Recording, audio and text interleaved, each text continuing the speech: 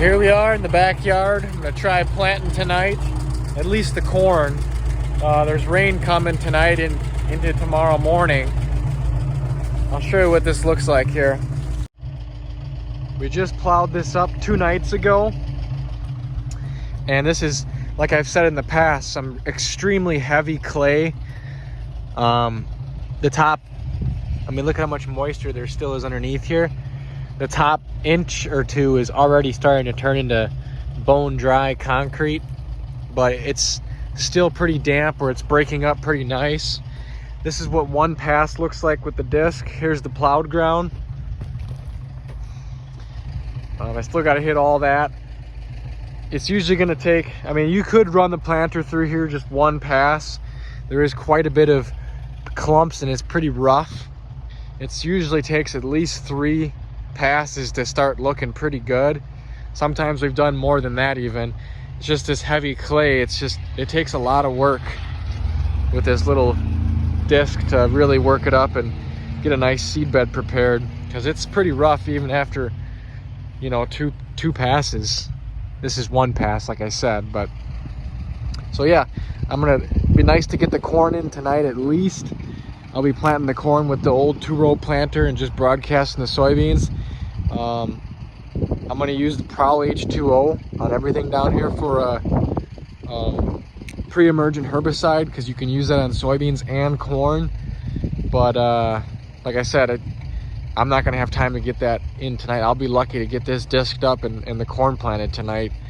Rain's coming tomorrow morning, but there is more rain coming early next week, so I can probably get the soybeans planted Saturday or Sunday and it all sprayed this weekend, and then hopefully we get more rain next week to water in the pre-emergent herbicide. So yeah, it should be, this is gonna be if I can get the corn planted tonight, this will be by far the earliest, well, I shouldn't say by far, but the earliest I've ever planted food plots for deer. What is it, April 24th today, I think? So there's only a couple fields in the neighborhood have been planted so far, so I'm actually beating the farmers, but I got a lot of spots to plant this year, so it'll just be nice to get this backyard stuff done. So I didn't even find a shed down here, unfortunately, last year. The only one I found was on the neighbor's hill, just like 200 yards that way. But it's still fun to get out here and plant these plots and just see the deer all winter. See them from the house a little bit here and there, and just tons and tons of pictures all winter long. Let me show you this vine scrape. I still got a camera going on this vine perennial scrape here. I just noticed coming down here, turning around, something just recently worked this scrape. And I mean, these deer, they hit these things all year long. Maybe not all year long they actually paw the ground, but that had to have been a buck that just, you know, came through here a night or 2 ago. I got my camera right here, so I'll be able to tell. But yeah, if you're not utilizing scrapes year-round like this, just keep the bare dirt year-round. Get a nice licking branch vine, most likely a vine, because the branches, they just, if you use an oak branch, it'll dry out and break. But this is gonna last. I set this one up last year. This will probably last at least 2, maybe 3 years. So I gotta start disking.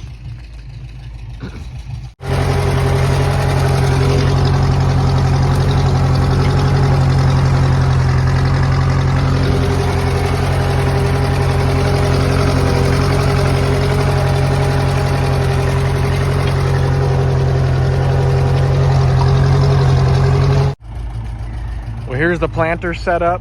Same old. We've used this for probably, man, at least 5 to 7 years now. We got this on Facebook Marketplace for like 400 or 500 bucks. These are by far the best corn planters for just small food plotters. Anyways, I got 4 rows of corn already in.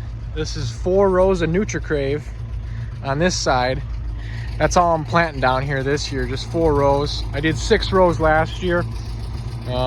Anyways, I still got some leftover seed of that NutriCrave. I didn't buy any this year, but anyways. 4 rows of that. That's a smaller seed, runs through the planter thicker.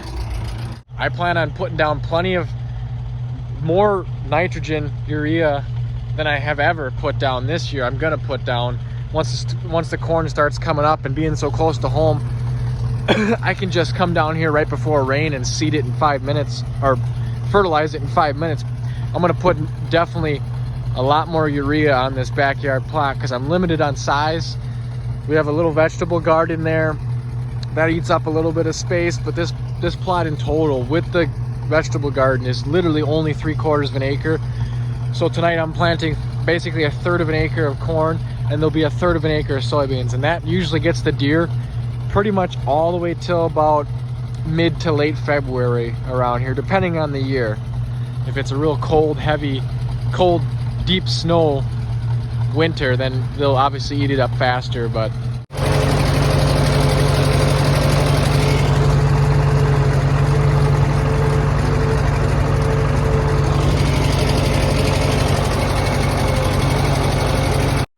so right here is your first look at the backyard plots. We planted these April 24th, by far the earliest we've ever planted corn or soybeans anywhere.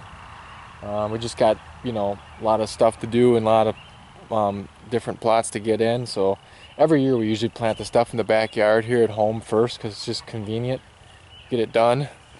Yeah, things are looking absolutely amazing. So here's a look at the weed control. After a month, I sprayed Prowl H2O at like, I think it was 1.5 or probably 2, I think it was 2 pints to the acre. Prowl H2O. It did a really good job of holding back grasses. There ain't a single blade of foxtail grass in this whole field. Just some lamb's quarters. Some patches are worse. Right here we got a couple velvets coming up. I did spray all this just last night. Like right here's a patch. Weeds were coming in pretty strong. Anyways, this corn looks pretty good, although there is some pretty large gaps in here. I think it's 2-year-old seed now, and I wasn't gonna pay $300 a bag for, you know, good corn seed. This was like low germ stuff that they were just selling for deer plot seed at the co-op. So I got it cheap for like $50 a bag, and that low germ stuff is, they said it was about 85% germ last year, so it's probably dropped to like 75% germ. That's why there's pretty large gaps in here, which really ain't the end of the world. Looking down, it's still plenty thick. It's gonna turn into a pretty good crop. And right over here I got 4 rows of the NutriCrave. These first 4 rows right here, and I did rototill this. It's only about 100 yards stretch, a couple rows. There was weeds coming in here too. I rototilled this a couple nights ago. You can see some of the stuff survived, but otherwise it was gonna fill in with weeds. Obviously that'd be a NutriCrave non-GMO. Wasn't able to spray it, so it should be able to take off now. I would imagine the corn's gonna really start taking off good, especially with the hot temperatures. It'll be like in the 90s a couple days next week. We've had a pretty cold start to the growing season this May. Kind of below average rainfall as well. And this corn is some of the biggest corn in any of the fields nearby, because like I said, we planted a good week and a half before most of the farmers around. And my soybeans over here, I mean, they're already getting to their trifoliate leaves. They're looking pretty good for not even being June yet. You can see they're starting to grow their, these are called the trifoliate leaves, when they start getting these three leaves. There's the cotyledons, and these are the next 2. And here's, so I mean, they're looking pretty darn good for, you know, not even being June. And we did experience some deer browse, but you can see these ones are actually trying to grow back. They're growing like new shoots on the sides there. I did spread some Milorganite down here. It's like it's a fertilizer made from human waste. Kind of has, it doesn't smell like poop or anything, but it's got a weird, distinct, kind of strong smell to it that deters the deer.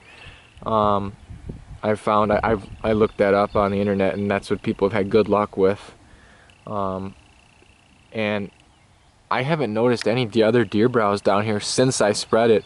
I spread it 2 times already. I think I first cranked out some down here. Wasn't much either.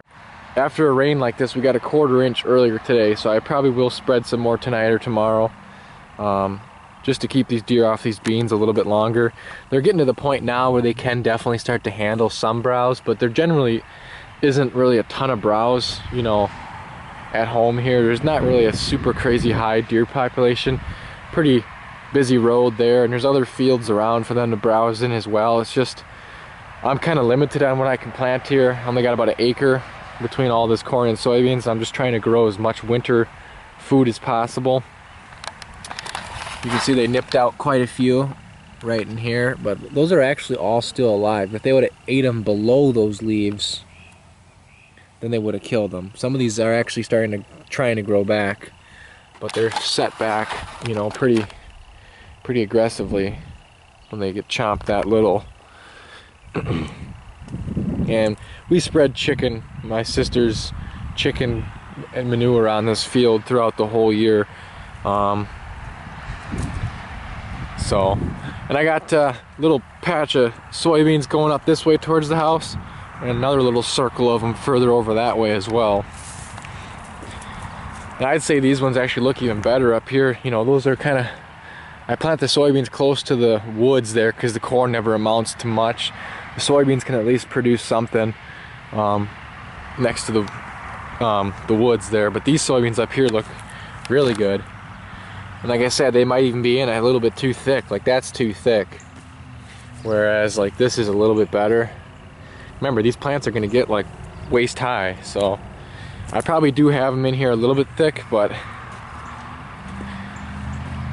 anyways, looks pretty good start to the year. I'll have at least one more update. Yeah, that other little patch is right over here. I've had that into corn for the last 2 years.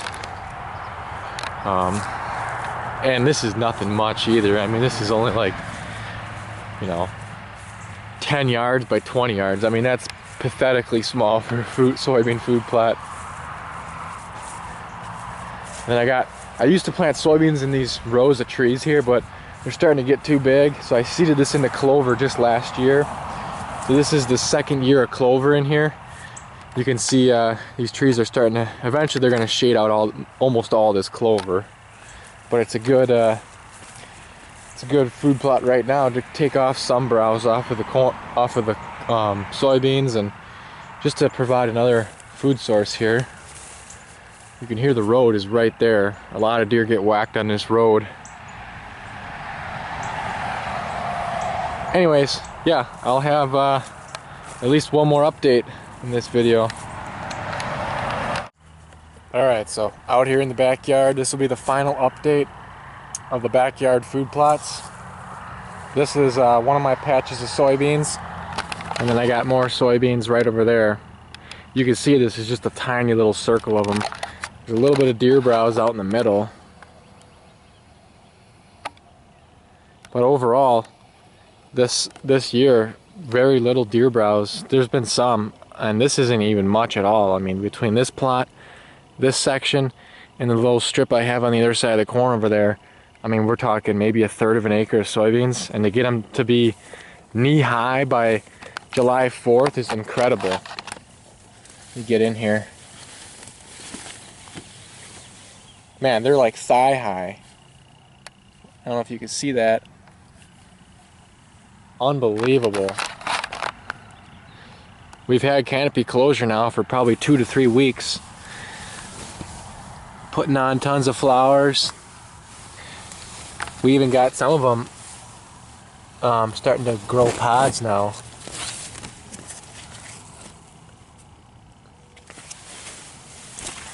I don't know what these things are going to yield, but they're going to be some of my best beans I think I've ever grown, but we'll see. There's still a lot of summer left. It could end up getting dry.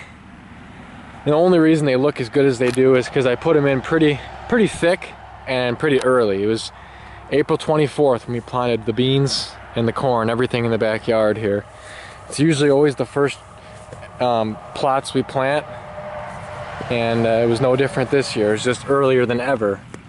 We'd never planted any corn or any soybeans ever in late April, and this was the first year we'd done it. And I think if the ground, if the weather permit, you know, if the weather looks good next year, I don't see why we wouldn't plant in late April like we did. So I think we'll be planting earlier in the future if the weather allows it, because this is unbelievable growth. I mean, that's all thigh-high soybeans in there. July 4th, unbelievable.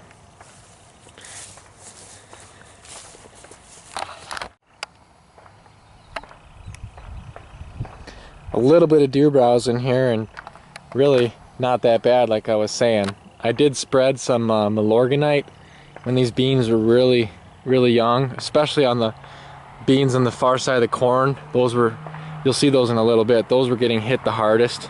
This is up here pretty close to the house and closer to the road. But I was spreading that Milorganite, especially on those far ones, multiple times, and I think that definitely kept the deer out of here somewhat, but they eventually, I think, got used to the smell, and but I haven't spread it now in a long time. There's no reason to anymore. These things have been exploding the last couple weeks. Now I would assume these things are going to continue to get taller, probably right around waist high is where they're going to top out at. Most of this plot is knee to thigh high already, which is unbelievable for just getting into July here. So this is right on the edge of the vegetable garden. You can see these ones are unbelievable. I wish I had a tripod with me. These things are probably waist high. Let me get in there. So I'm standing right in the tallest soybeans anywhere in the backyard here this year so far.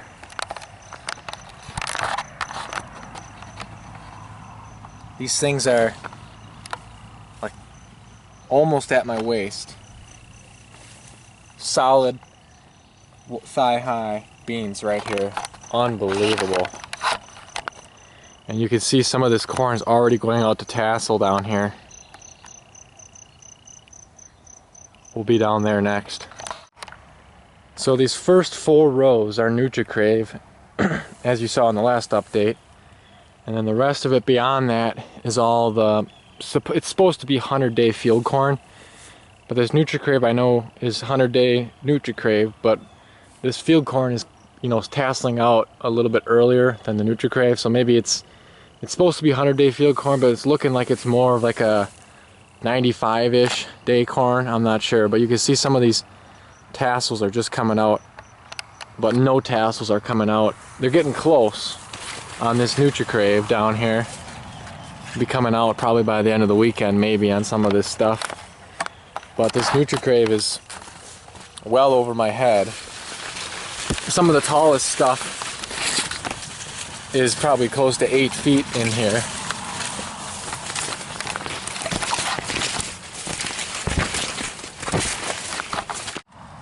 So I'm in probably some of the tallest NutriCrave down here.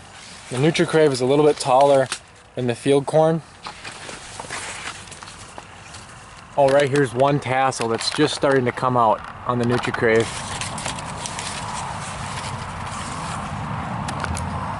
And that is easily 9 feet to the tassel up there. And obviously when the corn starts to tassel out, the whole plant as a whole ends up growing at least a solid foot after the tassel emerges. And all this stuff is close to 9 feet tall. My standing reach is close to 8 feet. So pretty crazy for July here.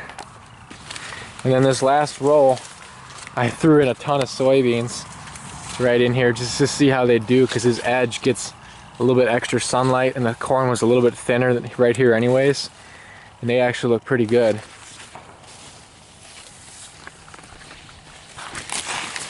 So going into the plot this way, we get into the field corn, and you can see some of these already got ears starting with the silks. Right here's a tassel coming out, and this stuff's a little bit shorter, as you can tell. Look at all these ears starting. July 4th, unbelievable. I've never had corn this far along this early. And a lot of these plants in here, I don't know if they will produce two, but you can see two on this one. That's simply because there should be for sure one or maybe two plants in there. There should be another plant right there. This old planter never really plants the corn as thick as what it could be planted, because I got a lot of gaps in here that are an entire foot between plants. We're a lot of ag fields around here, you know, 6 to 8 inches between plants, and these are 38-inch rows. This is about a 30-inch row, because it's a 2-row planter. I've always squeezed it in here. I don't plant every row 38 inches, but you can see there is actually quite a few plants in here with 3 ears. More than likely it'll abandon one of these 3. I know in the past I've seen a lot of corn in my plots with 2 ears, and then they usually end up abandoning the second one. They just grow one. But right now I'm seeing a lot of the plants in here with 3 ears. So more than likely I'll have a lot of plants down here with 2. They'll end up growing 2 ears per plant. I did side dress this corn, I think 3 separate occasions. I don't know exactly how much nitrogen I put down in here, but every time I did, it was like right before rain, because I could really time it correctly. Just come down here in the afternoon real quick and get it done, and then we'd get rain that night, so I didn't lose any nitrogen. Right here's one that's got 3 of them starting. Weed control down here is okay. And I remember hearing that if you plant corn, especially corn, earlier, it'll just end up being a shorter plant in general, just because of the cold start, getting the seed in the ground earlier in the year. It'll just have a colder, slower start, but that doesn't necessarily mean a lower yield. If anything, it means higher yield, because usually the earlier you can get the seed in the ground, corn or soybeans, it's almost always going to result in a higher yield. And it was looking pretty, you know, this corn was just starting to tassel out. It was looking pretty dry in the forecast here, and even next week looks pretty dry. But we got a solid 1/2 inch to 3/4 just earlier this morning. It was pounding rain. That was kind of unexpected, so that should really help this stuff produce. I mean, it'll be dropping pollen here, and by middle of next week it'll just be unbelievable corn down here. I really only have about a 1/2 acre of corn, and it's not going to yield 200 or anything like that with these big gaps down in here and nothing, but most of the field looks pretty good like that. So I'm not sure what I'm going to get, but it's got to be pretty darn close to 180. We'll see what it looks like by the end of the year. I'll have an end of the summer update more than likely, but here, this is the final update of these plots. Couldn't really ask for any better results. I'll get down to this end. I'll show you what I did with some brassica seed. And once again, right here, here's a plant with 3. Both these have 2. This one's got 3. This one's got 2 starting. This one's got 3. This one's got 3. Like I said, I don't think all 3 are going to grow, but if I get 2 of them, that would be excellent. I mean, this stuff is unbelievable looking. 3 of them on this one, 2 on that one, just crazy. Oh, here's those soybeans on the far side here I was going to show you. These ones obviously a little bit shorter. I generally never really plant corn much closer to the tree line than what it is, because it's just too close to some of these big oaks and stuff. It just really shades everything out. I used to get better crops, but these trees continue to grow more and more every year. But I can usually grow pretty good soybeans down here, and these ones obviously only about knee high, getting browsed on a little bit more throughout the whole year. But like I said, these will continue to grow. I bet you these will be close to waist high, especially these ones here. The ones along the woods, they're probably going to barely get thigh high. They're pretty much the same height over there as what they are here, though. Everything's just looking amazing. But yeah, it is wet down here.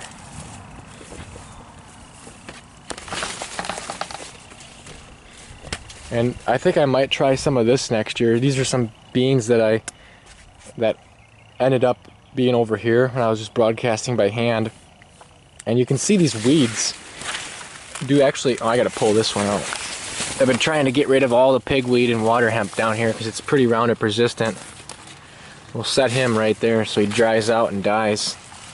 A lot of times if you leave those on the ground, pull them out and leave them on the dirt, they'll end up surviving. But you can see these weeds are actually doing pretty good in here. So I think next year I'm going to do a light broadcast of soybeans like this. If I can get a couple scattered plants like this in amongst this corn, that'd be better than having weeds here.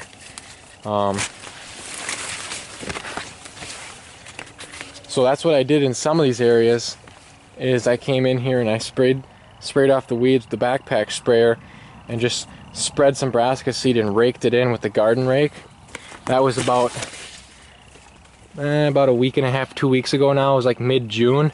That's what all this is. Here's some brassicas. I put them in real thick because I knew they wouldn't really, you know, they're going to get somewhat shaded out being in here in the corn. They never really get to their full potential. But just to get something in here in some of these spots where the corn was kind of thin, just to get some green on the ground that'll stay green into the fall. See, all this is all brassica seed, or the majority of it. Looks like we had a little bit of root lodging here last night. A couple plants. Must have been kind of windy, but yeah, this is all brassica coming up in here. So, just to fill in some of these gaps. All brassica.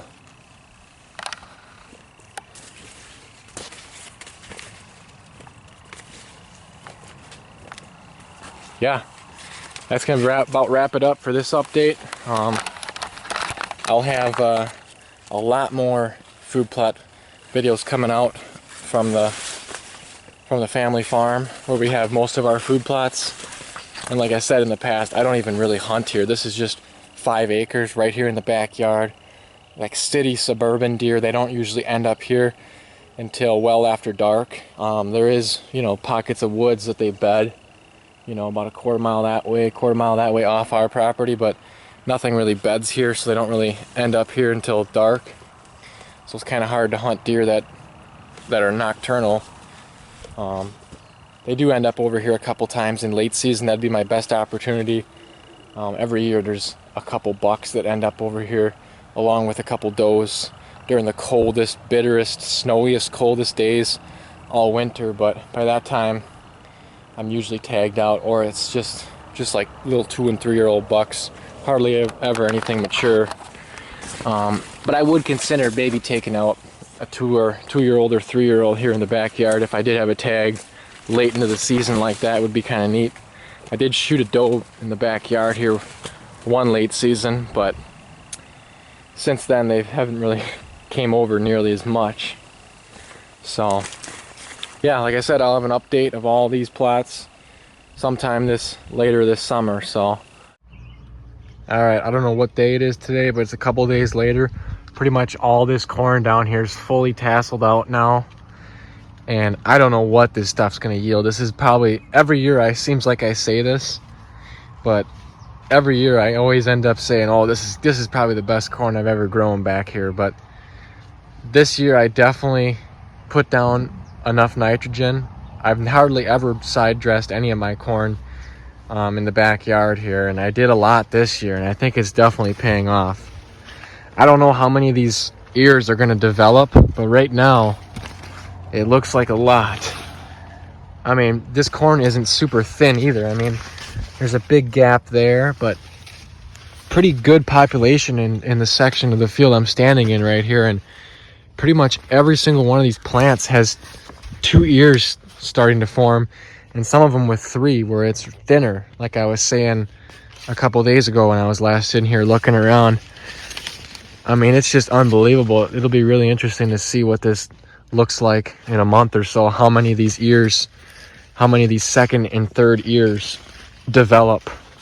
It all depends on how much rain we keep getting. As you can see, the ground is completely moist. Hasn't rained in probably 2 days. I don't know, but it looks like it just rained because it's all clay down here. It holds the moisture really good once the canopy gets formed. Anyways, I just figured I'd show a quick little update before I get this video out. But yeah, this is looking unbelievable.